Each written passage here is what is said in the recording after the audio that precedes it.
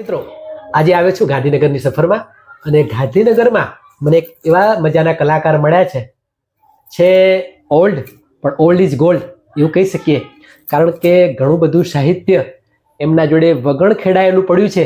એ આજે યુટ્યુબના માધ્યમથી આજે હું બહાર લાવવાનો છું.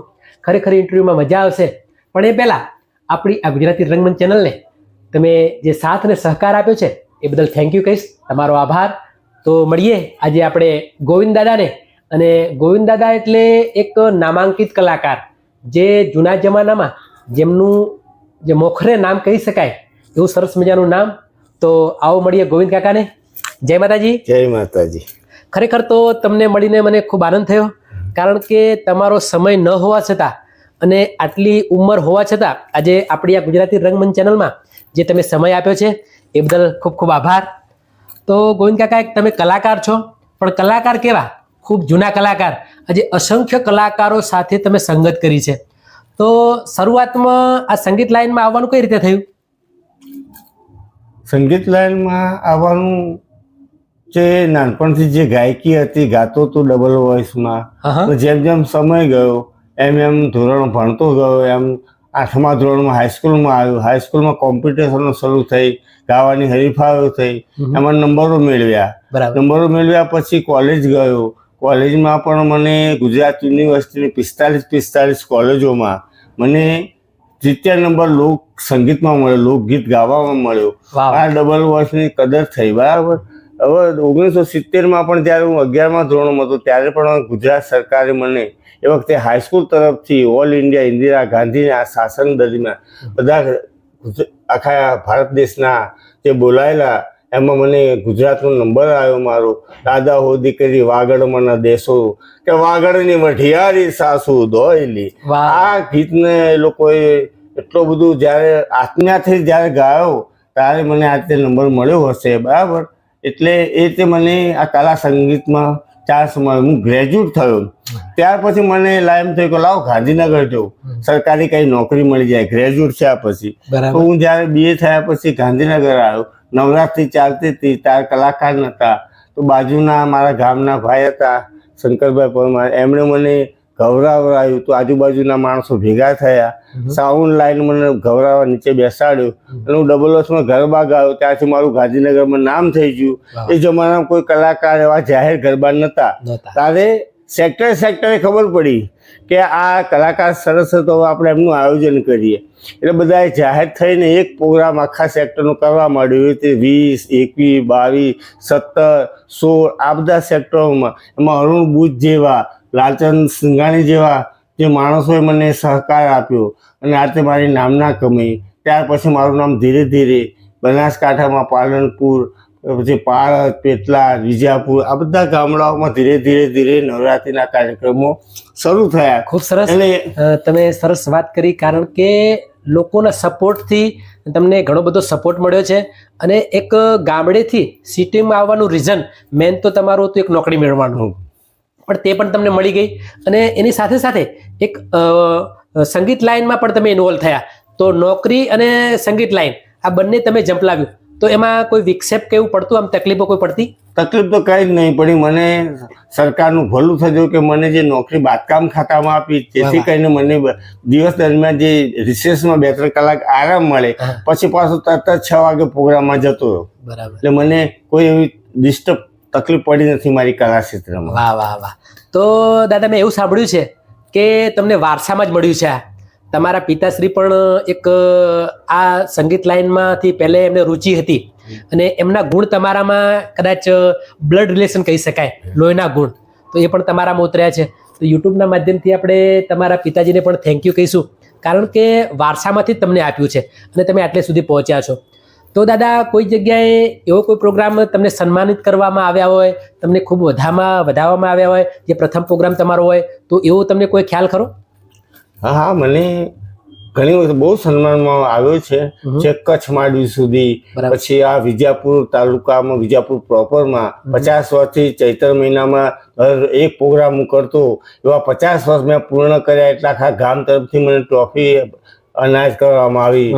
હમણાં કોંગ્રેસના અધ્યક્ષ અમિત ચાવડા દ્વારા મને ભીમ ચેતના દ્વારા મને સન્માનિત કરવામાં આવ્યો એક કલાકાર તરીકે.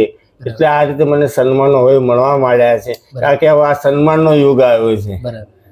તો દાદા તમારું સરનેમ છે બારોટ, ગોવિંદભાઈ બારોટ નામ તરીકે તમે જાણીતા હતા, પણ તમને વચ્ચે ગઢવી એવી એક ઉપમા મળી છે, તો એનું રીઝન બતાવશો જરા?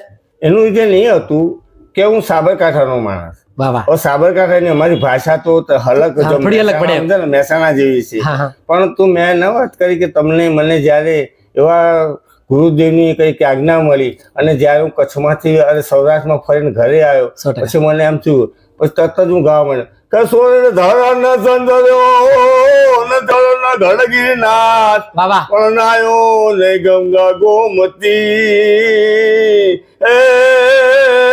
એનો એને ગયો અવતાર. વાહ વાહ. એટલે આ રીતે જ્યારે ધીરે ધીરે મારું લોક સાહિત્ય બદલાવા માંડ્યું અને જ્યારે હું અહીંયા આવ્યો ગાંધીનગરમાં અને પહેલી નવરાત્રિમાં જ્યારે બેઠો ત્યારે હેમુ ગઢવીની એલપી એક લોક સંગીતની લોકગીતોની હતી, મેઘાણીના લખેલા ગીતો હતા કે મારું વન રાવણ છે રૂડું વૈકુંઠ નહીં રે આવું. એટલે આ રીતે ધીરે ધીરે મારી હલકો જોઈ, ઢબ જોઈ, એટલે સૌરાષ્ટ્રના જે માણસો ગાંધીનગરમાં સાહેબો, અધિકારીઓ, પ્રજાતિ, એ લોકોને એવું લાગ્યું કે આપણા હેમુ ગઢવી જેવો આ છોકરો ગાય છે. તો પછી મને ગોવિંદ ગઢવી તરીકે ઉપમા આપી અને મને આખા ગુજરાતમાં મારી નામના મેળવા આવી. વાહ વાહ, ખૂબ સરસ. કારણ કે જે જૂના પ્રખર લોકગીતો કહેવાય, આજે તમે આજના લોકગીતો અને જૂના લોકગીતોની સરખામણી કરો તો જૂના લોકગીતો 10 વાર કદાચ સાંભળીએ તો એ સાંભળવા આપણને ગમે, કારણ કે એમાં જે ચામ, જે મર્મ, જેમાં રાઇટરોએ, જે ગીતકારો, લેખકો હતો એમાં એમનો જીવ રેડ્યો હતો. અને એક એક વસ્તુ જે એમની કહેવાય કે એક ચિત્ર આવી જાય એમ. જ્યારે કોઈ પણ ગીત આપણે સાંભળતા હોય અથવા કોઈ પણ ગીત ગવાતું હોય ત્યારે આખું એનું સિમ્બોલ આપણને ચિત્ર દેખાય એમ, આમ રૂબરૂ આપણે જોતા હોય એવું લાગે. એવું સરસ મજાના લોકગીતો. અને તમે તો ખરેખર જ્યારે મારી સમજણ નહીં હોય કદાચ અને હું કદાચ દુનિયામાં નહીં હોઉં તારનો કદાચ તમારી શરૂઆત હશે, ત્યારથી તમારી શરૂઆત હશે. તો આજે પણ એક લોકગીતો મને સાંભળવા ગમે છે અને તમારા જોડે બેસવું એ પણ એક મને આજે મારો લાવો કહેવાય અથવા મારો કોઈ કિસ્મત કહેવાય કે આજે તમારા જોડે મને બેસવા મળ્યું છે. કારણ કે અઢળક સાહિત્ય તમારા જોડે, અઢળક ગીતો. તો સરસ મજાનું એક લોકગીત જે તમને વધારે ગમતું હોય, તમને જે લોકગીતથી તમને ખૂબ નામના મળી હોય એવું સરસ મજાનું એક લોકગીત મારે સાંભળવું છે અને યુટ્યુબના માધ્યમથી મારા દર્શકોને સંભળાવવું છે. તો સરસ મજાનું તમારા અવાજમાં, કારણ કે અવાજ તો હાલ પણ એવું લાગે કે કોઈ 30-40 વર્ષના યંગ માણસ ગાતા હોય એવો પહાડી તમારો અવાજ છે. તો ખરેખર તમને સાંભળવા મને બહુ ગમે છે. તો સરસ મજાનું એક લોકગીત સંભળાવો. હા, તો જ્યારે ડબલ વોઇસનું નવરાત્રિના જે મેં શરૂઆત કરી જાહેર ક્ષેત્રમાં ગાંધીનગર, ત્યારે સૌથી પહેલું જે ગીત હતું એ દિવાલબેન ભીલનું ગાયેલું ગીત હતું. બરાબર છે. તો એમાં ગાયેલું કે એ મારે ટોડલે બેઠો રે મોર ક્યાં બોલે, એ મોર ક્યાં બોલે, મોર ક્યાં બોલે, મારે ટોડલે બેઠો, મારે ટોડલે બેઠો રે એ મોર ક્યાં. વાહ વાહ વાહ. દાદા, આટલી ઉંમરમાં ગાવું એ ખરેખર એક થોડું કઠિન છે, છતાં પણ તમે આટલી ઉંમરમાં આવું સરસ મજાનું ગાઈ શકો છો એ મોટી વસ્તુ છે. તો તમારે કેટલી ઉંમર થઈ હશે ત્યારે? 74 પૂરા થવા આવે છે. 28 ફેબ્રુઆરી મારી જન્મ. ખરેખર તમે કિસ્મત વાળા છો કે 74 વર્ષમાં પણ હજુ હાલ આટલું અડાભીડ ગાઈ શકો છો અને આટલા યંગ સ્ટર્ટ લાગો છો. તો ખરેખર ખૂબ એમ કે ખૂબ મસ્ત વાત કહેવાય. એક સરસ વાત છે કે જે તમે આ બધું કરી શકો છો અને હાલ પણ એટલો જ ઉત્સાહ જે આજથી 25 વર્ષમાં જે તમારો ઉત્સાહ હતો એવો ઉત્સાહ આજે જણાય છે. વાહ વાહ. તો દાદા, અહીંયા ગાંધીનગરમાં આવ્યા પછી તમે ઘણા બધા કલાકારો સાથે સંગત કરી છે અને ઘણા બધા કલાકારો સાથે તમે પ્રોગ્રામો કર્યા છે. તો એમાં એવા કોઈ કલાકાર ખરા કે જે તમને વધારે ગમતા હોય? કલાકારોમાં તો બધા સારા જ હોય છે લગભગ, પણ જે આપણને અતિ પ્રિય હોય. એટલે એટલા બધા લોકપ્રિયમાં શું હતું કે મારી સાથે પહેલા તો લેડીઝ કલાકારો કોઈ બોલાવતું નહીં, લેડીઝ કલાકારો હતા હતા એની સાચી વાત છે. બરાબર. ઘણા ગાટા જેમ જેમ મારો ડબલ વોઇસ હતો એટલે મને કોઈ કહે નહીં કે લેડીઝ કલાકાર લાવો, પણ એ વખતે પછી મને એમ થયું કે મારી જેવો દીકરીઓ તૈયાર થઈ છે, નાની છે ને આટલું સારું ગાય છે, બરાબર. હવે મારા દમયંતીબેન શરૂઆતમાં પહેલા બહુ નાના હતા ત્યારે શામળાજી જન્માષ્ટમી મહોત્સવ ઉજવવામાં આવે છે. એ જન્માષ્ટમી મહોત્સવની અંદર એક વખત પહેલો જ્યારે મારા બીબી લઈ ગયો દમયંતીબેન બારોટને અને આશાબેન, હવે આ લોકો ધીરે ધીરે મારી ધબતી શીખવા માંડ્યા કે જેમ મારે ઘરને પછવાને સરું રમે એ મને સયારુમાં એ રમવા મેલો ગોકુળિયામાં શામળાજીમાં વાલો રાસ રમે. એમ કરતા મારી આ દીકરીઓ આ ગીતથી ધીરે ધીરે આગળ વધી અને આજે સારું એમનું સ્ટેજ છે, સારું એમનું નામનાવું છે બે દીકરીઓને. સાચી વાત, ખૂબ સરસ વાત કરી. કારણ કે જેમ તમે તમારા પિતાજીનો વારસો જાળવી રાખ્યો છે એમ દમયંતીબેનનું નામ તો લેવું જ પડે. કારણ કે એ આજે ગુજરાત નહીં પણ ગુજરાત બહાર જેમની નામના એટલી બધી લોકપ્રિય થઈ છે કે લોકોના હૈયે, લોકોના મોઢે. અને રતનસિંહ બાપુ અને દમયંતીબેન એમની એક સરસ મજાની દેશ વિદેશોમાં હાલ પણ નવરાત્રિના ટાઈમે કોઈ એવો સારો માતાજીનો તહેવાર હોય તો જય આદ્યાશક્તિ આરતી એમને એકવાર વગાડવી જ પડે. અને એમાં ખરેખર ખૂબ જ નામના મેળવી છે. તો એ પણ એક ગાંધીનગરની કોયલ એમ પણ કહી શકાય.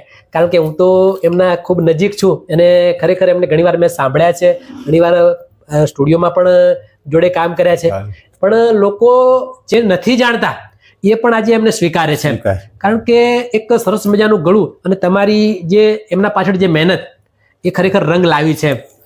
તો દાદા આજે આપણી આ ગુજરાતી રંગમંચ ચેનલમાં જે તમને આજે અહીંયા બોલાવ્યા છે અને જે તમે ઉપસ્થિત થયા છો તો કેવું લાગે છે? તો બહુ આનંદ થઈ ગયો. કેમ કે મેં જાણ્યું કે ભવાનભાઈ રાવલ કે આ સારું એવું યુટ્યુબમાં કલાકારોને આગળ લાવવાનું અને આ બધું સારું એવું કામગીરી કરી રહ્યા છે. તો મને ધીરે ધીરે જાણવા મળ્યું. એટલે પછી મેં પણ કહ્યું કીધું હા તો મારા હો ભાગ્ય, કારણ કે આવું યુટ્યુબ પર હવે અમારા એ જમાના તો કઈ હતું અત્યારે. અને અમે કદાચ એવા એવા કાર્યક્રમોમાં લોકોને થોડો ખ્યાલ તો હોય જ બધું ગુજરાતમાં. જયારે હવે તમારી યુટ્યુબ ની અંદર જ્યાં રિલીઝ થશે ત્યારે બધાને વધારે ખબર પડશે કે હો ગોવિંદ કાકા આટલી ઉંમરના થઈ ગયા. એટલે ખૂબ ખૂબ તમારો આભાર. આભાર તો તમારો મારે માનવાનો હોય. કારણ કે આટલી ઉંમરમાં જે તમારો સમય મને આપો છો એ ખૂબ મહત્વની વાત છે. કારણ કે મેં એક પ્રણ લીધું છે કે ગામડે ગામડે ફરીશ અને ઘરે ઘરે જઈશ અને જે ઉભરતા કલાકારો છે, જે તમારા જેવા જે જૂનું સાહિત્ય, જે હાલ વગણ ખેડાયેલું સાહિત્ય જેનામાં પડ્યું છે એમને મળીશ અને યુટ્યુબના માધ્યમથી એક એમની જર્ની, એમના જોડે મીઠી વાતો કરીશ અને લોકો સુધી હું પહોંચાડીશ. કારણ કે અત્યારે તો એક ઇઝી જમાનો થઈ ગયો છે.